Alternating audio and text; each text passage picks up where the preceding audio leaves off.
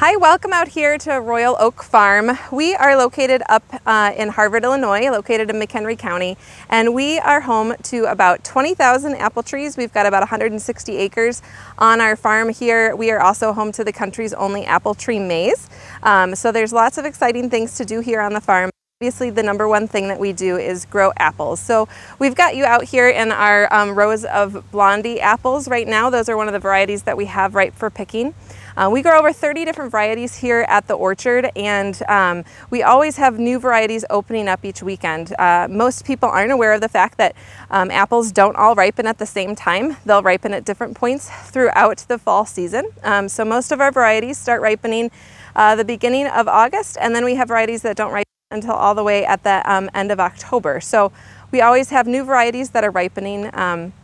When we go out into the orchard to check our apples, we have to make sure that the sugar content in the apples is at a certain percentage, ripe enough to eat, obviously, and for the best flavor as well. So when we say that apples aren't ready yet, it means that that sugar content isn't where it needs to be in order to eat those, to harvest those. If you eat apples before a sugar content is high enough, they will make you sick. So we always want to make sure that we're allowing our guests to come out and pick best flavored fruit, but also the safest for them to eat as well. So one thing that we do out here in the orchard is obviously, as everyone experiences in Illinois, we have 4 seasons, and there is a lot of different things that grow into growing apples throughout these 4 seasons. The first would be in the wintertime, actually. As all the leaves start to fall off of the trees, we have to do quite a bit of pruning in the orchard. Now, I said we have about 20,000 trees. That means that it takes us about 3 months to prune the entire orchard. We use big pieces of equipment called brownies, are kind of like a scissor lift that'll bring our crews through the orchard, and on the ends of them are chainsaws and clippers that allow the guys to prune our trees quickly and easily and effectively. But also we have baby trees which require a lot of hand pruning. So like I said, it takes about 3 months or so for all of this pruning to take place. After the trees go through the pruning season and they wake up from dormancy in the spring, we'll start to see new leaf forms, and we'll also start to see those blooms coming out on the trees. Now that's normally happens around Mother's Day weekend.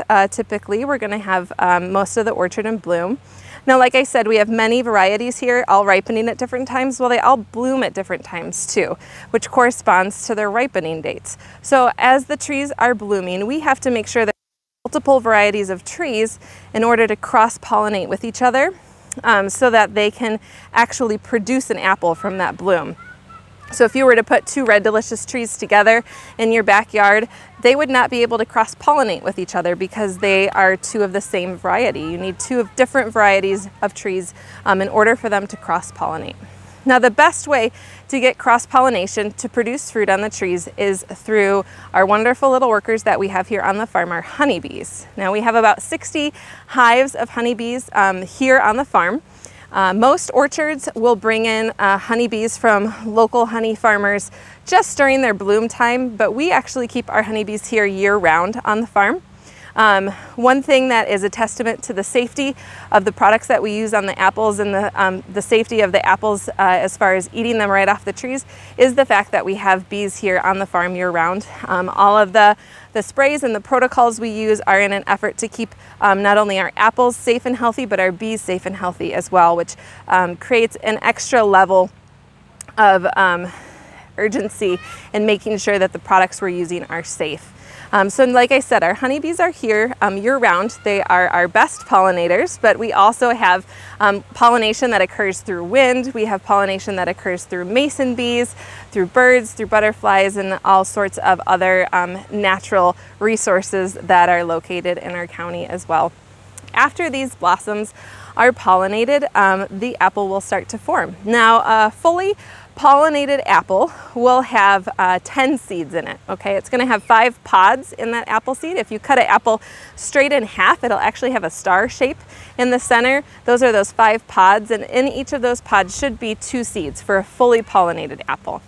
Now, the seeds represent every time a bee has visited a blossom, and so for each time a bee visits a blossom, you're gonna get an apple seed. So like I said, ideally we're gonna have 10 seeds in those apples.